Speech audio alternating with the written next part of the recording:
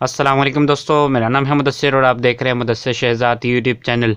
दोस्तों, आप सबको अपने चैनल पर खुशामदीद करता हूं। दोस्तों, सबसे पहले आपसे गुजारिश है कि वीडियो को लाइक करने के बाद चैनल को सब्सक्राइब जरूर कर दें ताकि आपके पास और एजुकेशन के हवाले से जो है वो वीडियोस आ सके लाजमी तौर पर। तो अब आते हैं अपने टॉपिक की तरफ। तो दोस्तों, आज की जो हमारी वीडियो है वो होने वाली है नॉर्मल डिस्ट्रीब्यूशन चैप्टर नंबर 10। हमने जो है वो सबसे पहले आपको मैं ये चीज़ बताना चलूँ कि स्टैट्स की बुक है जो हमारे पास सेकेंड ईयर की, जो इंटरमीडिएट में सेकेंड ईयर की पंजाब की टेक्स्ट बुक बोर्ड की ये बुक है हमारे पास, ये देख सकते हैं आप। इसका हमने जो है वो सिलेबस स्टार्ट किया है। तो सबसे पहले हम जो है वो चैप्टर वाइज इंशाल्लाह करेंगे और सबसे पहले हमने जो है वो नॉर्मल डिस्ट्रीब्यूशन जो कि पहला हमारे पास चैप्टर आता है 10वां। तो हम 10वें चैप्टर से इस चीज़ को आगाज़ करेंगे। इस चीज़ का आप लाजमी तौर पर इस वीडियो से जुड़े, अगर आपकी स्टैट्स है तो आप जो है वो लाजमी तौर पर इन वीडियोस को जो है वो देखते रहिए। तो हम जो वीडियो स्टार्ट करने वाले हैं अभी, उसमें मैं आपको टॉपिक के हवाले से ज़्यादा एक्सप्लेन नहीं करूँगा। मेरी ज़्यादा तवज्जो जो है वो इस तरफ होगी कि आपको जो है वो एक्सरसाइजेज के क्वेश्चंस जो हैं वो करा दिए जाए, क्योंकि ये भी काफ़ी लोगों का मसला होता है। लेकिन अगर आपने इनके मतलब के देखने हैं कि टॉपिक के हवाले से कि भाई रैंडम वेरिएबल क्या होता है, स्टैंडर्ड नॉर्मल डिस्ट्रीब्यूशन क्या होता है, ordinates of standard normal curve, ये सारी चीज़ें जो है वो अगर आप देखना चाहते हैं तो यूट्यूब पे इस चीज़ का जो है वो ढेर पड़ा हुआ है। अगर आप देखना चाहते हैं तो देख सकते हैं। लेकिन अगर आप सिर्फ चाहते हैं कि मैं अच्छी तरीके से क्वेश्चंस कर लूँ और बहुत अच्छे तरीके से जब पेपर दे सकूँ, तो ये वीडियो सिर्फ आपके लिए होने वाली है। और इंशाल्लाह स्टैट की इस सीरीज़ में जो है बहुत सारी ऐसी चीज़ें जो मैं डिस्कस करूँगा आपसे, जो आपने इंशाल्लाह कॉलेज में स्टार्ट की हुई होंगी। तो हम यहाँ से स्टार्ट करेंगे और मैं आपको इतने सिंपल तरीके से करवाऊँगा कि आपने मतलब इतने सिंपल तरीके से शायद ही कहीं किया हो। तो मैं सिर्फ आपको फार्मूलाज बताया करूँगा इस एक्सरसाइज में ये लगने हैं, और उसके बाद मैं वो एक्सरसाइज आपको करवा दिया करूँगा। जस्ट इससे ज़्यादा चीज़ें जो है वो मैं आपको नहीं करवाऊँगा, क्योंकि आप भी पजल हो जाएंगे। अगर आप कॉलेज जा रहे हैं तो वेल एंड गुड, अगर नहीं जा रहे तो आप लेक्चर्स यूट्यूब पर देख सकते हैं। लेकिन अगर आप कॉलेज जाते हैं तो वहाँ पर आपने इन चीज़ों के हवाले से, जैसे नॉर्मल डिस्ट्रीब्यूशन का जो चैप्टर हमने स्टार्ट किया है 10वां 10.1 का आगाज़ हम आज से करेंगे। तो हम आप जो है वो कॉलेज से लेक्चर्स तो ले लेते हैं, वहाँ से समझ लेते हैं, लेकिन क्वेश्चन जो है वो नहीं करते। तो अगर आप ये वीडियो जो है वो फॉलो करते तो आपको इंशाल्लाह क्वेश्चन की जो बेहतरीन तरीके से समझ आ जाएगी कि करते किस तरह है। समझते तो काफ़ी लोग हैं लेकिन करते नहीं है। टॉपिक को उनको पता होते हैं लेकिन क्वेश्चन नहीं करते। तो बेसिकली मेरा मकसद ये है कि 12th क्लास के जो बच्चे हैं उनको जो है वो स्टैट्स की तैयारी कराई जाए, क्योंकि स्टैट्स के क्वेश्चन जो है इस हवाले से बहुत मतलब कि मैंने जो वीडियोज़ देखी हैं मुझे मिली कोई नहीं ऐसी वीडियो जिसमें वो एक्सरसाइजेज करवाई गई हैं स्टैट्स के सेकेंड ईयर के हवाले से। तो मैंने इसलिए ये चीज़ स्टार्ट किया है कि बच्चों को जो है वो इस चीज़ को भी समझाया था। तो सबसे पहले हमारे पास जो है वो चैप्टर 10 आता है, उसकी एक्सरसाइज 10.1 आती है जो कि मैंने लिख के रखी हुई है आपके लिए। तो उसके बाद हमारे जो पास जो है वो नॉर्मल डिस्ट्रीब्यूशन चैप्टर का नाम है। उसके बाद हमारे पास 10.1 आज हम स्टार्ट करने वाले हैं। सबसे पहले हमारे पास ये दो पहले क्वेश्चन जो हैं, ये आपको मैं पहले बताता चलूँ कि ये इतने इंपॉर्टेंट नहीं है, तो हम इसको मैंने आपको पहले ही बता दिया कि ये मतलब करना इतना मुनासिब नहीं है। अगर आप को इसमें डेफिनेशन वगैरह भी होती हैं लेकिन इस चैप्टर में आपको नहीं दी हुई। अगर आप डेफिनेशन कमेंट के कर दें, आपको अगर आपको चाहिए तो मैं काफ़ी जगह से अरेंज करके इंपॉर्टेंट डेफिनेशन जो हैं वो आपको लाजमी तौर पर दे दूंगा। तो हम पहले दो क्वेश्चन, जैसे एक ये हो गया ए और बी पार्ट, इसका ये इतना ज़्यादा इंपॉर्टेंट नहीं है तो ये हम नहीं करेंगे। उसके बाद दूसरा नंबर हमारे पास आ गया, दूसरा क्वेश्चन आता है वो है A, ordinates of standard normal curve at के बाद उसने वैल्यूज जो दी होती है मुकम्मल और क्वेश्चन दिए होते हैं। आपने जो है वो उसको अच्छे तरीके से देखें। जेड की वैल्यू उसने दिया 0.64, उसके बाद 2, 3, 4, ये 4 क्वेश्चन दिए हुए हैं, इनके नीचे आंसर्स भी दिए हुए हैं। उसके बाद बी पार्ट भी इसका जो है वो इतना ज़्यादा अहम नहीं है। अगर आप देखना चाहें तो ये क्वेश्चन भी जो है वो इतने पेपर्स में रिवाइज़ नहीं होती है, क्वेश्चन में आती नहीं। अगर आपको ये वाकई फिर भी चाहिए, अगर आपको इंपॉर्टेंट लगते हैं, आप कमेंट कर दें, इंशाल्लाह आपको जो है वो मैं करके लाजमी तौर पर बता दूँगा। लेकिन हम जो आज से स्टार्ट करने वाले एक्सरसाइज का 10.1 के क्वेश्चन वो हो रहे हैं क्वेश्चन नंबर 3 से। ये क्वेश्चन नंबर 3 से मैं क्यों स्टार्ट करा रहा हूँ, सबसे ज़्यादा जो क्वेश्चंस आते हैं 10.1 में से वो यही आते हैं। या तो ये क्वेश्चंस आपको आएंगे, ये आएंगे, ये क्वेश्चंस लास्ट ही जो 10.1 में से आते हैं वो 6 क्वेश्चंस में से आते हैं। आपको आज मैं 3 स्टार्ट कराऊंगा, इंशाल्लाह 3 कंप्लीट कर देंगे हम। उसके बाद 4, 5, 6 ये हमारे जो इस साइड पे 6 क्वेश्चन है, ये आप देख सकते हैं अगर आपको नज़र आ रहा हो अच्छी तरीके से। तो ये हमारे पास यहाँ तक है। तो फर्स्ट 6 इंपॉर्टेंट, मतलब कि इन पहले 6 में से या तक, बाकी जो आप ये 7वां देख रहे हैं ये मतलब कि नहीं आते एक किस्म के। तो ये आप पहले 6 सवाल जो आपको मैं मुकम्मल कवर करवाऊँगा अच्छे तरीके से। और आपको मैं पहले बताता चलूँ कि इसमें जो फार्मूलाज यूज़ होने हैं वो आपके पास थ्योरम है। तो आपको मैं थ्योरम प्रैक्टिकली साथ साथ समझाऊँगा ताकि आपको जो अच्छी तरीके से समझ आ सके। अगर आप बैक आते हैं तो आपको पेज नंबर 5 के ऊपर कुछ थ्योरम्स मिल जाते हैं, थ्योरम 10.3 10.4 इस तरह का कुछ नाम दिया हुआ है। तो आपने सिंपल बहुत मतलब कि सिंपल तरीके से आपको मैं एक्सरसाइज को करवाऊंगा, कोई आपको इस चीज़ में मुश्किल नहीं लगेगी। सबसे पहले हम देख लेते हैं थ्योरम्स को, कुछ थोड़ा बहुत समझ लेते हैं। तो सबसे पहले हमारे पास ये थ्योरम पहले दो जो हैं ये बहुत ज़्यादा इस्तेमाल होंगे, वाइडली इस्तेमाल होंगे इस एक्सरसाइज में। सबसे पहले हमारे पास z लेस दैन है और इक्वल टू है किसके, a के, मतलब कि a की वैल्यू बड़ी भी है और बराबर भी है z से, ठीक है।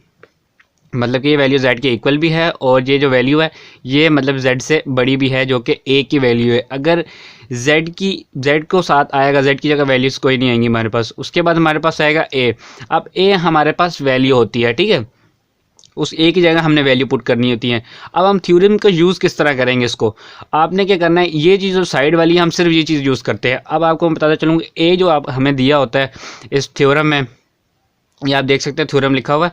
तो ये थ्योरम में जो हमें ए दिया होता है ये बेसिकली वैल्यू होती है। अब आपने थ्योरम का हिसाब किस तरह लगाना है कि हम थ्योरम किस तरह इस्तेमाल कर सकते हैं, क्योंकि ये नीचे वाला जो इससे दिया जाए अगर आप देख सकते हैं तो ये हमारे पास लेस देन इसकी वैल्यू जो है वो इसकी मतलब ए की जो वैल्यू होगी वो हमारे पास जो है वो लेस देन होगी, ठीक है।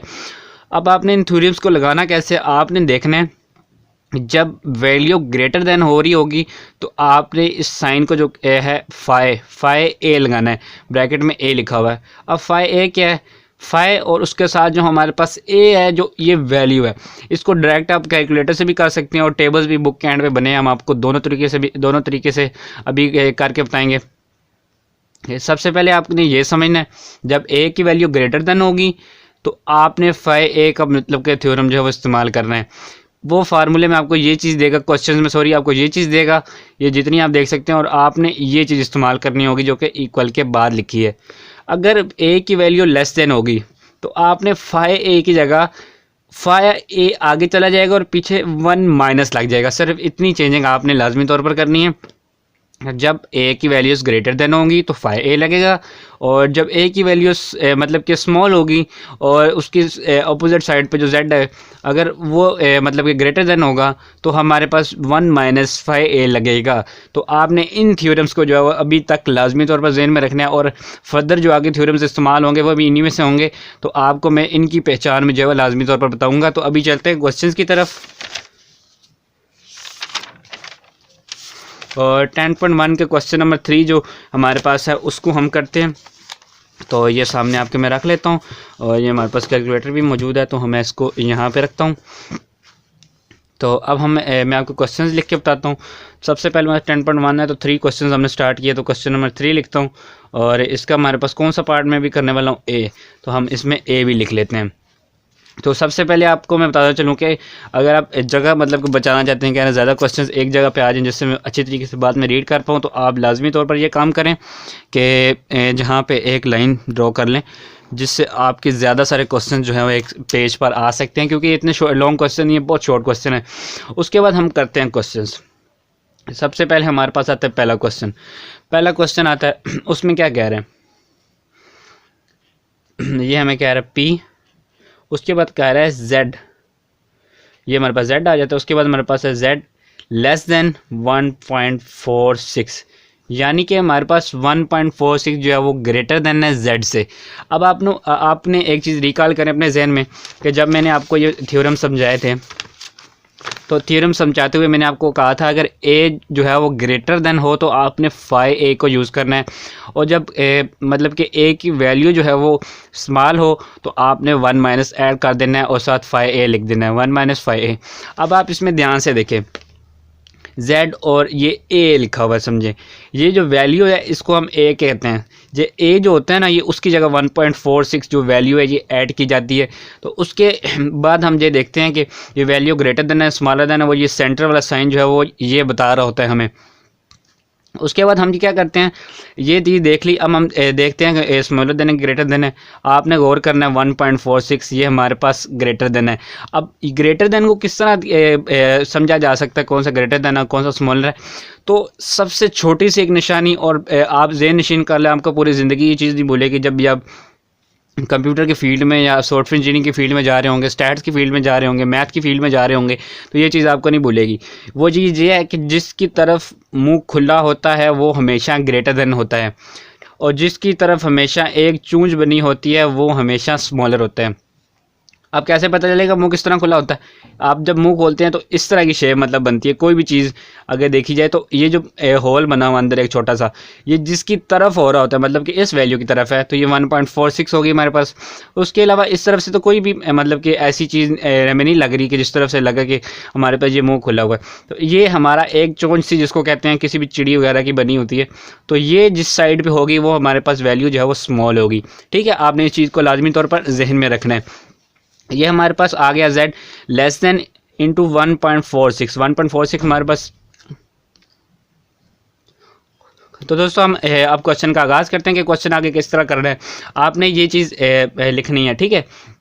उसके बाद आप क्या करेंगे, अगर आप चाहें तो इस चीज़ को दोबारा भी नीचे लिख सकते हैं, लेकिन इस तरह भी कर सकते हैं, नीचे भी लिख सकते हैं। तो मैं आपको नीचे लिख के जो है वो करवाता हूँ, ये क्योंकि बहुत ज़्यादा इजी रह जाता है, थ्योरम को भी आप समझ लेंगे इस तरह अच्छे तरीके से। उसके बाद हमारे पास ये आपने वैल्यूज़ लिखनी है। अब आपने ये रखना है, अगर आप क्वेश्चंस कर रहे हो तो ये चीज़ आप मार्कर से भी लिख दें, तो इधर आके जो है वो पेन वगैरह से हल कर सकते हैं ताकि कोई मुस्ताना। तो आपने इक्वल डालना है। अब आप चलते हैं थ्योरम की तरफ, हम देखते हैं कि कौन से थ्योरम। अभी तक मैंने आपको 2 इसलिए पढ़ाए हैं क्योंकि अभी जो हम क्वेश्चंस कर रहे हैं उनमें इसी इतने ही मतलब कि थ्योरम यूज़ होना है, तो ज़्यादा मैंने आपके ऊपर बोझ नहीं डाला ताकि आप आसानी से जो है ये चीज़ समझ सकें। तो उसके बाद हम चलते हैं थ्योरम की तरफ, और थ्योरम जो है वो हमारे पास पहला, आप देखें ये a की वैल्यू जो है हमारे पास खाई जा रही है मतलब कि, और ये इसका मतलब क्या होता है कि ये वैल्यू ग्रेटर देन है। तो ये वैल्यू हमारे पास जब इसकी तरफ a की वैल्यू, ये a समझिए वो 1.46 लिखा हुआ है, अब ये इसकी तरफ मुंह खोल रहा है तो ये ग्रेटर देन है। अब ये चीज़ क्वेश्चन में दी गई है, तो उसके बाद हम ये चीज़ यूज़ करेंगे। अब आ जाता है फाई a। अब आपने इसके आगे फाई a लिखना होता है, ठीक है। फाई ए लिखे या फाई की डायरेक्ट वैल्यू लिखे, आप जिस तरह भी फाई लिखते हैं, मैं तो इस तरह लिखूंगा। तो उसके बाद जो है फाई, उसके बाद होता है ए। आप फाई की डायरेक्ट वैल्यू भी यहाँ पर जो है वो लिख सकते हैं। उसके बाद नहीं लिखना चाहते तो आप ऐसे लिख दें, कोई मसला नहीं है। उसके बाद हमारे पास ए, और ए जो है वो हमारे पास वैल्यू होती है, मैं आपको पहले बता चुका हूँ 1.46। ये हमारे पास 1.46, ये हमारे पास आ गई वैल्यू। उसके बाद हमारे पास जो है नेक्स्ट आता है, अब हमने इसका आंसर कैसे देखना है। दोस्तों अगर बात की जाए इसके आंसर्स की, तो इसका आंसर्स 2 तरह से आ सकता है। अगर आपके पास कैलकुलेटर है तो कैलकुलेटर से बहुत आसानी से आ सकता है। अगर आपके पास बुक है तो बुक से भी आसानी से आ जाता है, लेकिन पेपर्स में बुक नहीं होती तो उसमें आपको एक टेबल दिया जाता है। जब आप पेपर्स खा रहे होते हैं तो टेबल में इसकी वैल्यूज़ जो है लिखी होती हैं। तो सबसे पहले मैं आपको बुक में बताता हूँ कि बुक में किस तरह करते हैं, और इस वीडियो में आपको सारा कुछ बताया जाएगा इंशाल्लाह इसके बारे में स्टैट्स में। तो सबसे पहले आपने देखना है ये थ्योरम 10 पॉइंट के, और ये 10.1 के थ्योरम जो है वो आपको टेबल 9 में मिलेंगे। आप ऊपर ध्यान से देखें तो आपको इधर से लिखा हुआ नज़र आ रहा है टेबल 7। अब आपने इधर ढूंढना है कि टेबल 9 कहाँ पे आता है। ये देखें टेबल 9 यहाँ से स्टार्ट हो रहा है, यहाँ से भी कंटिन्यूड है। तो हमने किस चीज़ की वैल्यू देखनी है। अब आपने लाजमी तौर पर याद रखना है 1 पॉइंट और 4। अगर यहाँ पे 2 वैल्यू हैं तो उनमें से 1 की देखनी है। अगर यहाँ पे 3 वैल्यूज़ होती हैं तो उनमें से पहले 2 की वैल्यू जो है वो देखी जाती हैं और तीसरे को जो है वो फाइंड किया जाता है। तो आपने अब हमारे पास कितनी वैल्यूज़ हैं, 1 पॉइंट की बाद कितनी वैल्यूज़ है मैंने पूछा है 1.46, 4 और 6 2 वैल्यूज़ है। अब हम दूसरी आखिरी जो वैल्यू होती है उसको हम काउंट नहीं करते। अब हम देखते हैं पीछे वाली वैल्यूज़ को 1.4 को। हमने 1.4 को जो है वो इस टेबल में देखना होता है कि आया ये 1.4 किधर है, और 6 जो हमारे पास होता है वो हमारे पास होती है ऊपर से जो टेबल हमारे पास बना होता है उसकी कॉलम। ये 1.6 हमने 1.4 सॉरी रो में देखना है, और आखिरी जो लास्ट वैल्यू हमारे पास होती है वो हमने देखनी होती है किसमें, कॉलम में। तो अब हम देख लेते हैं 1.4 जो है वो किधर है हमारे पास। ये हमारे पास इस साइड पे 1.4 नहीं आया। उसके बाद हमारे पास नेक्स्ट आता है -1.4 आ रहा है। तो आपने इसको बिल्कुल भी नहीं लेना क्योंकि एक साथ माइनस लगा हुआ है तो वैल्यूज़ बिल्कुल चेंज हो जाएंगी। उसके बाद हम नीचे आते हैं, उसके बाद हमारे पास ये देख सकते हैं ये हमारे पास आ रहा है इस जगह पे 1.4। अब हमने 1.4 तो ढूंढ लिया। अब 1.4 में क्या चीज़ देखनी है, ये हमारे पास जो टेबल्स बने हुए हैं ये वैल्यूज़ हम इन सारी वैल्यूज़ में से कौन सी लें। तो इनमें से आपने ये चीज़ देखनी होती है। तो 1.4 तो हमने देख लिया, लास्ट वैल्यू को हमने टेबल के कॉलम में से देखना होता है, यानी कि कॉलम नंबर हमारे पास जो है वो 6 है। अब आप ऊपर से भी काउंट कर सकते हैं 1 2 3 4 5 6। नहीं, बिल्कुल भी नहीं, आपने इस तरह बिल्कुल भी नहीं काउंट करना। आपने क्या करना है, यहाँ से लेकर यहाँ तक ऊपर जितनी काउंटिंग लिखी है 9 तक, आपने देखना है कि 6 कहाँ पे आ रहा है। 0 1 2 3 4 5 6, क्योंकि ये टेबल जब 0 से स्टार्ट होता है तो आपने 0 से देखना है, और 0.0 की जगह हमारे पास वैल्यू थी 1.4, तो 4 के बाद हमारे पास क्या आ रहा था 6। तो हमने अब देखना है कि 6 हमारा जो है वो कहाँ पे आ रहा है। ये लाइन हमने सीधी लेके आनी है और अपने जो है 1.4 के सामने रख देनी है, और ये हमारा जो है यहाँ तक आया था, और ये वैल्यू हमारी कौन सी है 6 की। तो हम देखते हैं कि ये वैल्यू जो है वो हमारा आंसर है। अब हमारे पास क्या आंसर है 0.92785। ये हमारे पास आंसर आ चुका है इस क्वेश्चन का, जो कि बहुत ज़्यादा इजी है और मैंने आपको उससे भी ज़्यादा इजी करके बताया। अब इसका एक तरीका तो ये हो गया। उसके बाद हम चलते हैं दूसरे तरीके की तरफ, और दूसरा तरीका हमारे पास जो है वो कैलकुलेटर से है। अगर आपको मैं एक मिनट थोड़ा सा एक्सपोजर लॉक इसमें से उम्मीद करता हूँ कि आपको नज़र तो आ जाएगा, मैं एक मिनट आपको बताता हूँ। तो मैं कैलकुलेटर सबसे पहले रीसेट कर देता हूँ। मेरे पास ये कैलकुलेटर था, मैं आपको इसमें बताऊँगा। अगर आपके पास दूसरा साइंटिफिक कैलकुलेटर एक और है जिसमें सिर्फ जो है वो कैल का फंक्शन होना लाजमी तौर पर ज़रूरी है, और कैल के बगैर मतलब के ऑन नहीं होते, इसमें फंक्शंस ही नहीं होते, ठीक है। तो सबसे पहले आपने जाना है इस कैलकुलेटर में मोड में, जो डबल लाइन में उसमें एक स्टार्ट का फंक्शन होता है, आप उसमें जा सकते हैं, या उसका एक और तरीका अगर आप चाहेंगे तो मैं शेयर कर दूँगा। सबसे पहले आपने जाना है दूसरे एक दफ़ा दबाना है मोड, फिर दूसरी दफ़ा दबाना है, और सबसे पहले हमारे पास आएगा एस डी पे दबा के उसके बाद 1 आए तो 1 पे क्लिक करना होता है हमें, ये इस जगह पे नीचे, ठीक है। उसके बाद हमने कर दिया, उसके बाद हमने दबाना होता है शिफ्ट, जो ये बटन है, उसके बाद हमने दबाना होता है 3, जो कि होता है हमारे पास काउंटिंग का। 3 दबाने के बाद अब आप आते हैं इधर PQRT, आपको नज़र आ रहा होगा। तो उसमें सबसे पहले आपने जो P के ऊपर क्लिक करना है, P किस पे है, नीचे आ रहा है 1, तो आपने नीचे से जाके 1 क्लिक कर देना है। अब आपसे P की वैल्यू पूछ रहा है। अब ये P की वैल्यू क्या होती है, ये P की वही वैल्यू है जो आपने मतलब कि यहाँ पे आपको P की A की जगह वैल्यू दी होती है, तो वो A की वैल्यू आपने यहाँ पे पुट करनी होती है। तो ये A पुट करने के लिए क्या तरीका है इसका, अब आपने डायरेक्ट जो A की वैल्यू है वो पुट कर देनी है 1.46 एज इट इज़ वैल्यू आपने जो पुट कर देनी है, और इक्वल का जो साइन है इसको दबा देना है, इक्वल के बटन को। तो आपके पास ये जो वैल्यू आएगी थोड़ी सी इससे मतलब कि राउंड हुई होती है, थोड़ी सी आगे पीछे होती है। अगर आप इसको देखें, इधर हमारे पास 0.927 है, इधर भी 0.927, इधर 86 है, और इधर हमारे पास 85 है जो कि बुक में दिया हुआ है। तो थोड़ा बहुत इससे जो है वो फ़र्क लाजमी तौर पर आता है। आप जिस तरह चाहें इसको जो है वो कर सकते हैं, लेकिन इतना ज़्यादा मतलब कि फ़र्क नहीं आता अगर आप देखिए तो अब आपको तरीका पता चल चुका है। अब आप जिस तरीके से मर्ज़ी जो है वो करना चाहें कर सकते हैं, आपके क्वेश्चन जो है वो गलत नहीं होंगे। तो आप जिस तरीके से मर्ज़ी जो है वो करें, इसमें आपकी मर्ज़ी। आप चलते हैं नेक्स्ट क्वेश्चन की तरफ, ताकि वीडियो पहले मतलब 18 मिनट से ऊपर की हो चुकी है। तो हम इसको करते हैं वीडियो को कंटिन्यू। तो हम आप करते हैं दूसरा क्वेश्चन, दूसरा पार्ट, सॉरी क्वेश्चन नंबर 3 एक हमारे पास, और उसमें पूछ रहा है हमारे पास P की वैल्यू हमारे पूछ रहा है Z लेस देन है सॉरी लेस ग्रेटर देन है 2.58 से। तो हम इधर डायरेक्ट वैल्यू लिख देते हैं सबसे पहले P, उसके बाद Z लेस देन है किससे 2.58। अब आपने इसको लाजमी तौर पर जहन में रखना है बात को, कि जब लेस देन होता है तो हम कौन सा थ्योरम यूज़ करते हैं और किस तरह यूज़ करते हैं। आपको मैंने पीछे थ्योरम में बताया था जाके कि थ्योरम को किस तरह इस्तेमाल करना है। आपने इस चीज़ को भी जो है लाजमी तौर पर देखना है।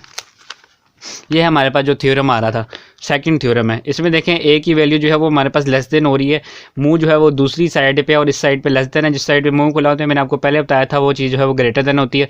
तो यहाँ हमारे पास A जो है वो मतलब कि स्मॉल है, और ये दूसरी वैल्यू जो है वो ग्रेट है। तो जहाँ पे स्मॉल होता है वहाँ पे हम क्या चीज़ यूज़ करते हैं 1 माइनस, सिर्फ 1 माइनस, क्योंकि जो ग्रेटर देन होती है उसमें 5a तो पहले भी यूज़ करते हैं। जब वो मतलब कि स्मॉल हो जाती है value 1.5a 1 minus 5a use करते हैं, उसकी जगह सिर्फ 1 माइनस अगर इसके साथ भी लगा लिया जाए तो यही बन जाता है। अब आपने क्या चीज़ यूज़ करनी है, ये वैल्यू स्मॉलर है तो आपने क्या करना है 1 माइनस और 5 जो है वो पहले वाली और साथ a की वैल्यू, ठीक है। ये चीज़ आपने बस यूज़ करनी है। उसके अलावा आप इक्वल लगा सकते हैं। उसके बाद आपने अब 1 माइनस करना है एज इट इज़, और 5a की वैल्यू जो है वो हमारे पास जो है वो आपने काउंट लाजमी तौर पर कर लेनी है। तो मैं कैलकुलेटर से करूँगा ताकि इसमें थोड़ा सा टाइम बचत हो सके, क्योंकि पहली वीडियो बहुत लंबी हो चुकी है, क्योंकि मैंने बहुत ज़्यादा वीडियोज़ में जो बातें आपसे वो शेयर की हैं। तो मैं सबसे पहले इसमें से P निकाल लेता हूँ और इसमें वैल्यूज़ पुट करता हूँ डायरेक्ट। उसके बाद आपने ये लाजमी तौर पर रखना 1 माइनस, अभी नहीं लिखना, अभी आप सिर्फ एक की वैल्यू पुट कर रहे हैं। लेकिन उससे पहले भी एक और चीज़, अब 5 लिखने के बाद आपने ए लिखा हुआ होगा तो आप डायरेक्ट इसमें वैल्यूज़ पुट कर दें, पता चले कि भाई क्या चीज़ जो है वो इसमें काउंट कर रहे हैं। तो 5 हमारे पास 2.58 है, 2.58 डायरेक्ट लिखा और मैंने जो है इक्वल कर दिया, तो हमारे पास 0.99506 जो है वो आंसर आ गया। 0.99506, ठीक है, ये आ गया। अब हमारे पास जो आंसर आ गया उसमें 1 माइनस करना है और साथ हमने आंसर भी अगर चाहें तो लिख के इसको एंटर दबा सकते हैं, तो ये हमारा माइनस कर देगा। लेकिन उस तरह आंसर थोड़ा मतलब कि कैलकुलेटर के डिजिट्स कम होते हैं तो उस तरह मतलब कि आंसर सही नहीं आता। 1 माइनस 0.99546, तो ये हमारे पास 4.94 जो है वो इस तरह का ये आंसर दे रहा है। तो इससे घबराना नहीं है आपने, ये इसलिए दे रहा है कि हमारा जो आंसर है ये थोड़ा सा लॉन्ग हो रहा है, तो इसमें जो है वो ये चीज़ नहीं आ सकती। तो आपने इसको हम थ्योरम में देख लेते हैं, बुक के जो हमने दिया हुआ है, इन्होंने दिया हुआ है, तो इसको आराम से जो है वो हम हल कर सकेंगे। तो ये इतनी कोई मुश्किल चीज़ नहीं है, इसमें मैं आपको इधर भी एक और हल बता सकता हूँ। तो अभी मैं आपको एक और हल बताता हूँ इसका। ये आंसर हमारे पास क्यों शो कर रहा है, इसकी एक साइंस है, इसके पीछे एक बहुत बड़ी साइंस है, ये कैलकुलेटर के पीछे। तो आपने ये चीज़ लाजमी तौर पर याद रखनी है कि हमारा आंसर गलत नहीं आ रहा, हमारा आंसर ठीक आ रहा है, लेकिन ये हमारे पास 2 डिजिट्स आ रहे हैं ना साइड पे, अगर आप देख रहे हो -03 आ रहा है हमारे पास, नीचे x18 लिखा हुआ है, x10 लिखा हुआ है सॉरी, तो वो आ रहा है। अब 03 का क्या मतलब है, ये 0 3 टाइम्स आएगा पहले। अब आपने 0 3 टाइम्स लिखना, ये 0 पहली वैल्यू और कितनी टाइम आएगी 3 टाइम्स। उसके बाद हमारे पास 494 आपने ऐसे लिख देना, ये पॉइंट बीच में नहीं लिखना, ठीक है।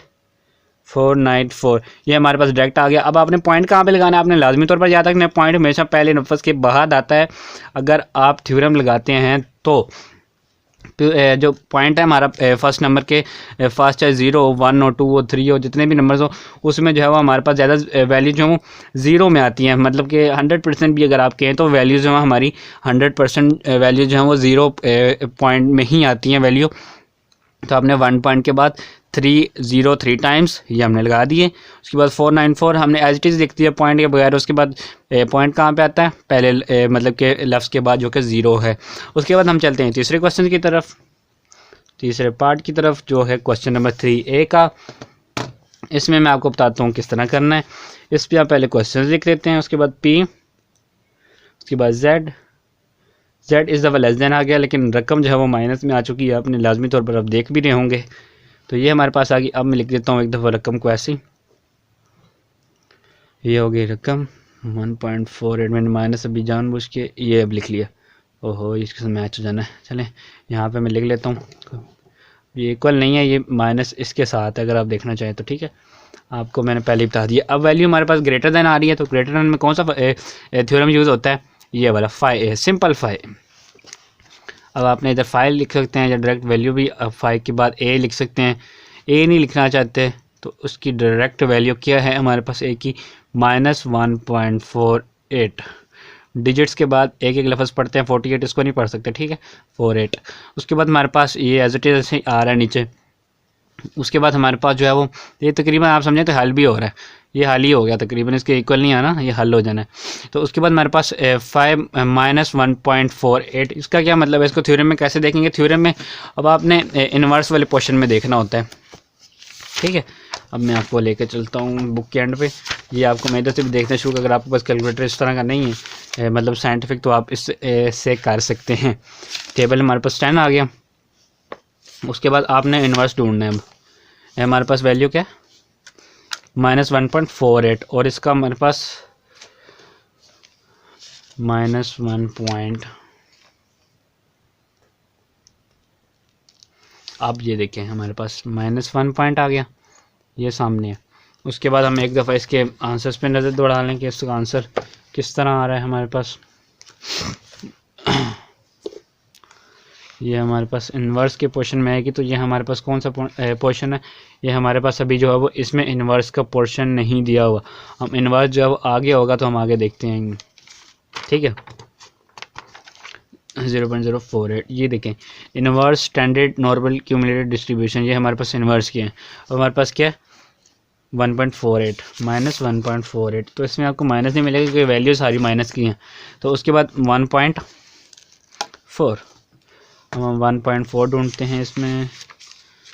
तो अगर आपको ऐसे नहीं समझ लगती तो ऐसे थोड़ा सा आपके लिए मुश्किल हो सकता है, आप टेबल में भी ढूंढते रहेंगे तो आपको मुश्किल ही मिलेगा वैल्यूज़, क्योंकि इसमें इतना ईजी नहीं होता। -1.4 ये हमारे पास एक वैल्यू है, तो इसका हम देखते हैं 1.48 का क्या हमारे पास आंसर आता है। 1.4 हमारे पास आ गया। अब इसमें ऊपर क्या लिखा हुआ मेरे पास 8, उसके बाद ये हमारे पास वैल्यू बनती है, ठीक है 0.06944। तो ये वैल्यू हमारे पास जो करेक्ट आ जाएगी, मुझे ऐसा लग रहा है। तो हमने यहाँ पे करना है ऐसे 5 और इसकी वैल्यू, अब इसको कैलकुलेटर से भी डायरेक्ट करना है। ये भी आपको मैं तरीका बता देता हूँ ताकि आपको जो है मसला ना हो बाद में। अब आप जो है अगर इसकी डायरेक्ट वैल्यू निकालना चाहते हैं तो आपने जो डायरेक्ट इधर आना है और एज इट इसको वैसे ही पुट कर देना है बगैर कुछ किए, माइनस भी साथ लगाए हैं 0.06944।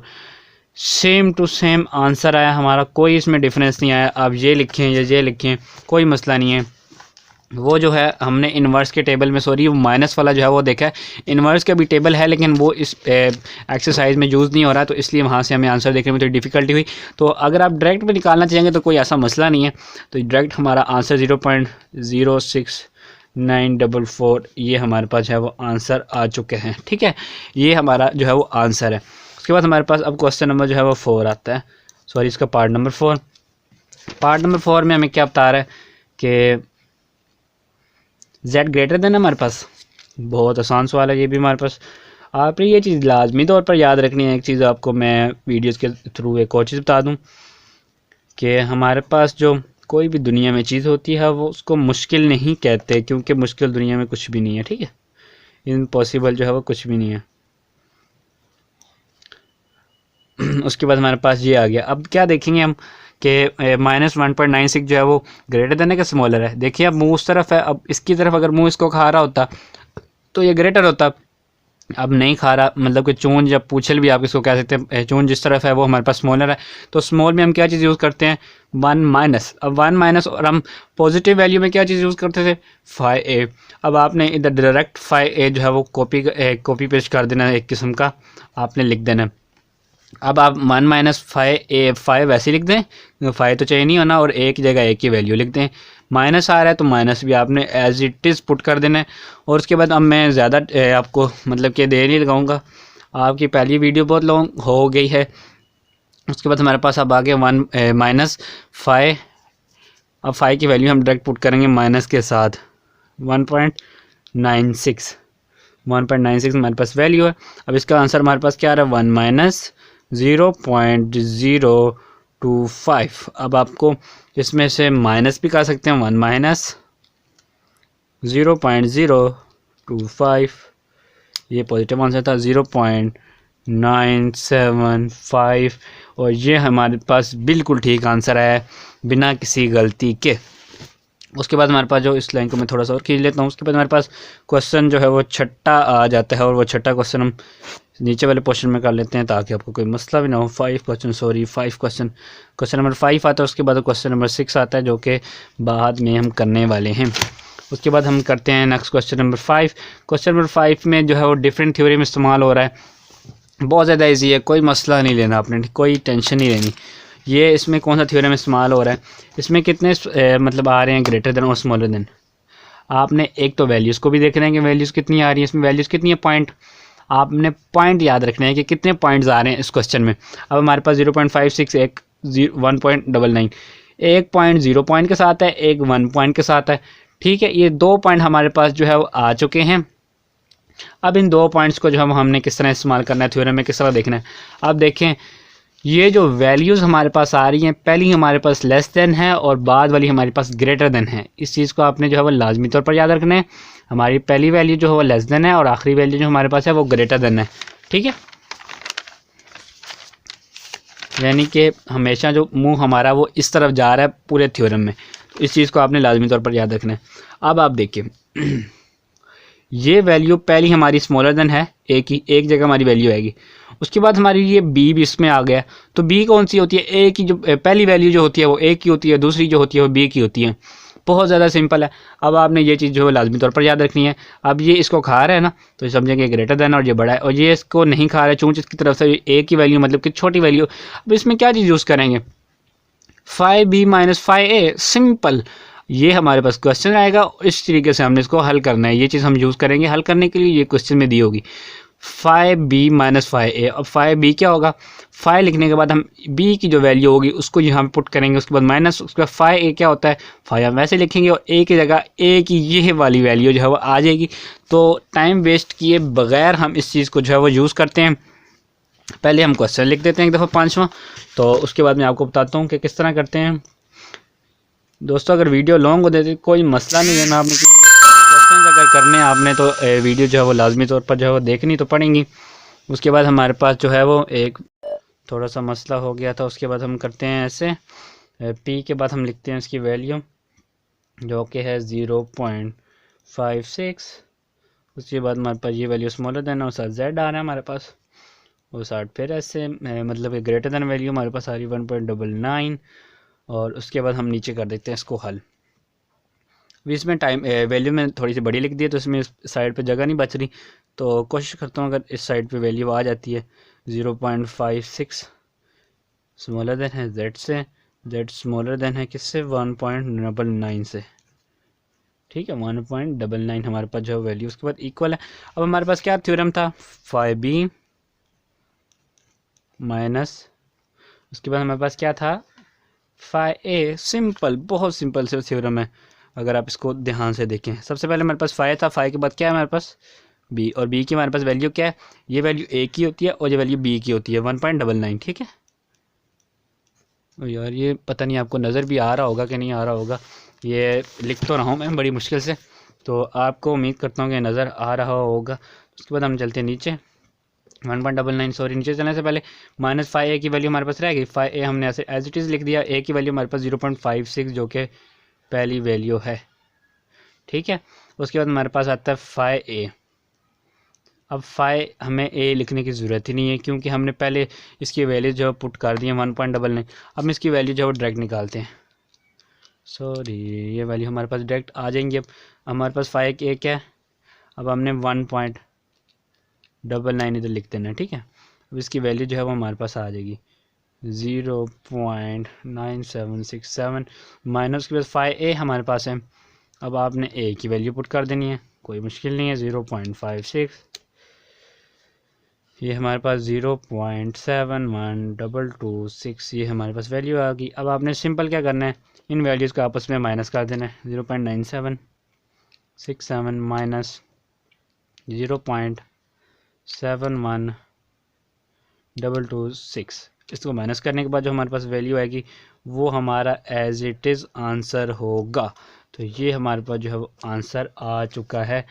अब हम देखते हैं इधर क्या आंसर है, तो जी बिल्कुल ठीक आंसर है हमारे पास।